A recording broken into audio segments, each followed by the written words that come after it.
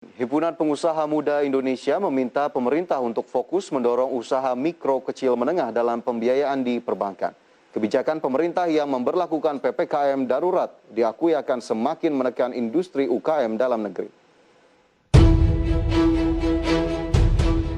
Himpunan Pengusaha Muda Indonesia atau HIPMI meminta pemerintah untuk mendorong perbankan agar pro ke usaha mikro kecil menengah untuk mendorong kenaikan kredit.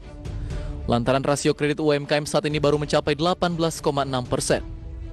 Menurut Ketua Bidang Keuangan dan Perbankan HIPMI Ajib Hamdani, meski UMKM diketahui sebagai penopang PDB, namun industri UKM kerap mengalami kesulitan dalam mencari sumber permodalan.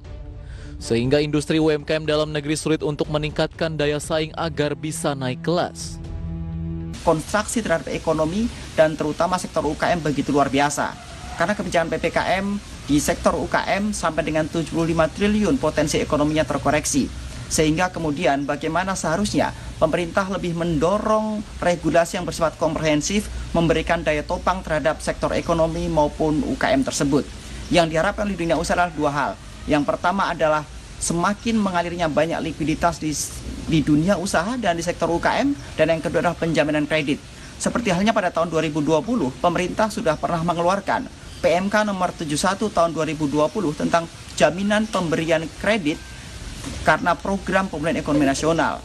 Semoga di tahun 2021 ini berbarengan dengan pemberlakuan PPKM ini, pemerintah kembali mengeluarkan penjaminan kredit sehingga UKM terus terjaga dan terus bertumbuh. Ajib mengakui kebijakan pemerintah yang memberlakukan kebijakan PPKM darurat akan berdampak ekonomi nasional. Bahkan pertumbuhan ekonomi pun kembali dipangkas dari proyeksi 5,1% menjadi kisaran 3,8%.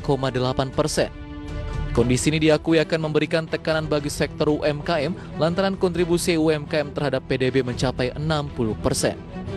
Dari Jakarta, Ade Firmansyah, IDX Channel.